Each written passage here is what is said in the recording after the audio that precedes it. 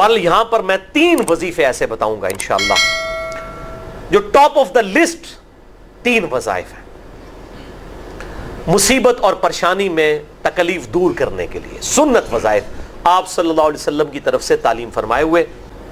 پہلا وظیفہ ہے یہ لا الہ الا انت سبحانک انی کنت من الظالمین کا۔ لا الہ الا انت سبحانک، نہیں ہے کوئی معبود سوائے تیرے اور تو پاک ہے اللہ، تو غلطی کر ہی نہیں سکتا۔ انی کنت من الظالمین، بے شک میں ہی خطا کار ہوں، میں ہی ظلم کرنے والا ہوں، میں ہی غلطی کرنے والا ہوں۔ جامعہ ترمذی میں انٹرنیشنل نمبر کے مطابق 3505، مشکات میں 2292 نمبر یہ حدیث ہے، اور قرآن حکیم میں تو ہم پڑھ چکے ہیں سورۃ الانبیاء آیت نمبر 87 اور 88 میں آپ صلی اللہ علیہ وسلم نے ارشاد فرمایا کہ یونس علیہ السلام نے مچھلی کے پیٹ میں اپنے رب کو ان الفاظ کے ساتھ پکارا تھا، لا الہ الا انت سبحانک انی کنت من الظالمین۔ اور پھر آپ صلی اللہ علیہ وسلم نے فرمایا کہ جو کوئی شخص اپنے کسی بھی معاملے میں، کسی بھی پریشانی میں اس دعا کے ذریعے اللہ کی طرف متوجہ ہو، اللہ تعالیٰ اس کی دعا کو قبول فرما لیتا ہے۔ اور قرآن میں بھی آ گیا نا کذالک ننجی المؤمنین، اور کتنا بڑا فتویٰ آیا میرے بھائیوں سورہ الصافات 143 144، فلولا انہ کان من المسبحین، اگر یونس ہمیں ان الفاظ میں ہماری تسبیح نہ کرتا، للبث فی بطنہ الی یوم یبعثون، تو مچھلی کے پیٹ میں قیامت تک مچھلی کے پیٹ میں رہتا اگر اس طرح نہ ہمیں پکارتا، اس کی قبر مچھلی کا پیٹ بن جاتی۔ یعنی یہ اتنا عطاب، اور وہ دور ہو گیا اس دعا سے، بہت بڑے اسماء اعظم میں سے ہے۔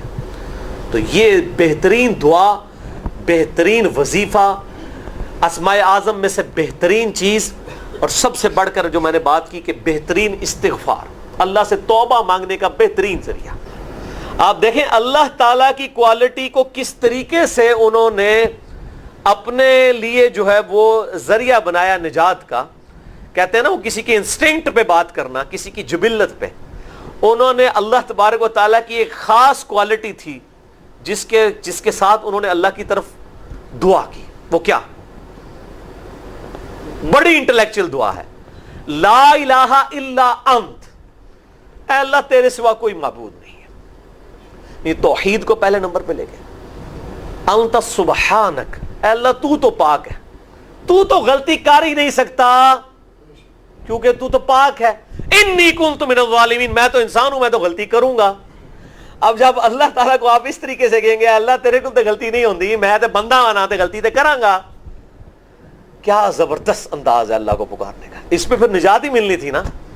اللہ تعالیٰ کی وہ کوالٹی انہوں نے ذکر کی ہے، اللہ میں تو بندہ ہوں نا تو غلطی کروں گا نا، تجھ سے تو غلطی نہیں ہونی، تو پاک ہے، غلطی تو میں نہیں کرنی ہے نا، تجھے تو ہو نہیں سکتی، جب میں کر بیٹھا ہوں تو معاف کر دینا۔ بہترین دعا ہے واللہ، بہترین استغفار ہے۔ اور صحیح بخاری اور مسلم کی متفق علیہ حدیث ہے، جب آپ تشہد میں بیٹھو تو درود شریف کے بعد جو اپنے رب سے چاہو مانگو، اس میں یہ دعا بھی آپ اپنے اوپر لازم کریں۔ یہ اسماء اعظم میں سے ہے، اپنی دعاؤں میں اس دعا کو کریں۔ دعا کی قبولیت کے لیے یہ آپ سمجھیں اللہ تعالیٰ کی طرف سے کیٹالسٹ ہے، جسے ہم وہ کیمسٹری میں کہتے ہیں کیٹالسٹ، کیمیکل ریئیکشن کو تیز کرنے والا، یہ کیٹالسٹ ہے۔ لا الہ الا انت سبحانک انی کنت من الظالمین۔ دوسرا وظیفہ وہ بھی جامعہ ترمذی میں انٹرنیشنل نمبر کے مطابق 3524 نمبر حدیث ہے، لیکن ترمذی کا طریق جو ہے وہ ضعیف ہے۔ یہ میں پہلے بتا دوں، امام ترمذی نے ساتھ لکھا ہے یہ روایت کمزور ہے، لیکن ضروری نہیں ہوتی کہ روایت اگر ترمذی میں کمزور ہے تو کہیں اور وہ روایت صحیح نہیں موجود ہے۔ اس کی صحیح سند المستدرک للحاکم میں انٹرنیشنل نمبر کے مطابق 1862 نمبر موجود ہے، اور سنن نسائی الکبریٰ میں 10492 نمبر ہے، اور مشکات میں بھی 2454 نمبر حدیث ہے انٹرنیشنل نمبر کے مطابق۔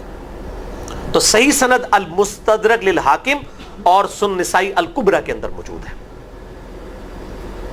اور وہ وظیفہ ہے انس ابن مالک کہتے ہیں اور سعد ابن ابی وقاص کہتے ہیں رضی اللہ تعالی عنہما وعلیہم السلام کہ آپ صلی اللہ علیہ وسلم کو جب کبھی کوئی تکلیف یا پریشانی پہنچتی تو آپ صلی اللہ علیہ وآلہ وسلم ہمیشہ ان الفاظ میں اپنے رب کو پکارا کرتے ہیں۔ یا حی یا قیوم برحمتک استغیث، اے خود سے زندہ ہر چیز کو تھامنے والے، میں تیری رحمت کے ساتھ تیری مدد کا سوال کرتا ہوں۔ استغیث بولیں گے نا الف کے ساتھ، حمزہ کے ساتھ، تو یہ سنگولر کا صیغہ ہوگا، اور اگر ہم بولیں گے نستغیث نون کے ساتھ تو یہ جمع کا صیغہ بن جائے گا۔ کتنی بہترین دعا ہے، اے خود سے زندہ ہر چیز کو تھامنے والے، میں تیری رحمت کے ساتھ تیری مدد کا سوال کرتا ہوں۔ تو یہ بھی اسماء اعظم میں سے ہے۔ بہرحال یہ دوسرا وظیفہ ہو گیا۔ اب تیسرا وظیفہ جو ہے کمال وظیفہ، صحیح بخاری میں موجود ہے، انٹرنیشنل نمبر کے مطابق 4563 نمبر۔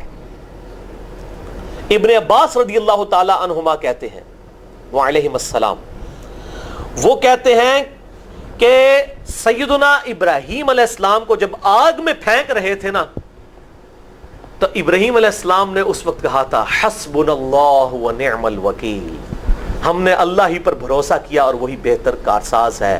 اور تمہارے نبی صلی اللہ علیہ وسلم کو بھی جب مصیبت اور پریشانی آتی تھی وہ بھی پڑھا کرتے تھے حسبنا اللہ ونعم الوکیل، ہم نے اللہ ہی پر بھروسہ کیا اور وہی بہتر کارساز ہے۔ اس کے ساتھ وہ شعر جو بنا دیا نا، نعم المولا و نعم النصیر، ویسے الگ سے آیت ہے، الگ سے آیت ہے، لیکن یہ شعر نہیں بنانا، بس اتنا ہی وظیفہ ہے، حسبنا اللہ و نعم الوکیل۔ اور یہ جو انہوں نے کہا کہ نبی صلی اللہ علیہ وسلم بھی یہ کہتے تھے، اس کا ذکر الحمدللہ قرآن میں بھی موجود ہے، اس سے بھی بڑھ کر سورہ آل عمران کی 173 نمبر آیت میں ہے کہ جب نبی صلی اللہ علیہ وسلم اور اہل ایمان کو یہ خبر پہنچی کہ کافر ان کے خلاف سازشیں کر رہے ہیں، تو نبی اور اہل ایمان نے پکارا حسبنا اللہ و نعم الوکیل۔ تو حسبنا اللہ و نعم الوکیل قرآن کی آیت بھی ہے، اور یہ ہے وہ آیت، وظیفہ قرآن میں آیا ہوا ہے، یہ آل عمران 173 اور صحیح بخاری 4563۔ اور مجھے بڑا وجد آیا کہ ابراہیم علیہ السلام کو جب آگ میں پھینکنے لگے تھے، انہوں نے اس وقت اللہ کو ان الفاظ کے ساتھ پکارا حسبنا اللہ و نعم الوکیل۔ اچھا، یہ جتنے بھی وظیفے ہیں نا میرے بھائیوں، ان کا فائدہ اسی وقت ہے جب آپ کو ترجمہ بھی ان کا آتا ہوگا، ورنہ آپ روزانہ جتنی مرضی تسبیح کھینچتے رہے کوئی فرق نہیں پڑے گا۔ اس لیے میرا ایک پرسنل مشورہ ہے کہ جب بھی یہ وظیفے پڑھیں نا آپ، اردو ترجمہ بے شک آتا بھی ہونا، ایک دفعہ اپنی زبان میں اس کو ریپیٹ کریں، یعنی آپ پڑھیں حسبنا اللہ و نعم الوکیل، میں نے اللہ ہی پر بھروسہ کیا اور وہی بہتر کارساز ہے۔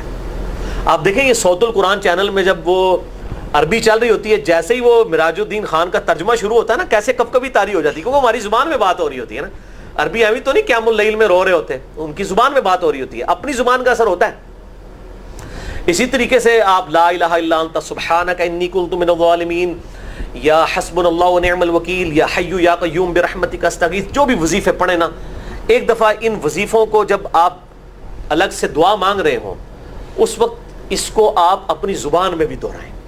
اور اس کے لیے کوئی تسبیح نہیں کھینچنے کی ضرورت کہ آپ نے اتنے 100 دفعہ پڑھنا ہے، تسبیح تو ویسے ٹھیک ہے، وہ آپ استعمال کر سکتے ہیں، لیکن آپ چلتے پھرتے اٹھتے بیٹھتے ہر وقت جس حالت میں بھی، اور صحیح مسلم میں حدیث ہے کہ یہ جو وظائف ہیں ان کے لیے تو کوئی وضو بھی کیا، غسل بھی پروٹوکول نہیں ہے۔ اب عائشہ کہتی ہیں نبی صلی اللہ علیہ وسلم حالت جنابت میں بھی اللہ کو یاد کر لیا کرتے تھے، صحیح مسلم میں حدیث موجود ہے، جنابت والے چیپٹر میں ہر حال میں اللہ کو یاد کرتے تھے۔ اور جو قرآن میں بھی دعائیں یا اذکار آئی ہیں نا، جب آپ حالت جنابت میں بھی اس کو کریں گے نا، تو اس پہ قرآن کا حکم نہیں لگے گا۔ تو جامعہ ترمذی اور ابو داؤد میں جو حدیث ہے کہ حضرت علی کہتے ہیں نبی صلی اللہ علیہ وسلم کو حالت جنابت کے علاوہ کوئی اور حالت قرآن پڑھنے سے مانے نہیں ہوتی تھی، تو اس سے مراد قرآن کی تلاوت ہے۔ اگر قرآن کی دعائیں جیسے ہیں بسم اللہ الرحمن الرحیم، یہ بھی تو قرآن ہے، سبحان اللہ بھی تو قرآن ہے، الحمدللہ بھی تو، یہ اذکار جو ہے نا، جب آپ اذکار کی نیت سے پڑھ رہے ہوں گے پھر یہ قرآن نہیں شمار ہوں گے، ذکر شمار ہوں گے، اور اس کے لیے نہ وضو پروٹوکول ہے اور نہ غسل کا ہونا ضروری ہے، ہر حال میں اللہ کو یاد کریں۔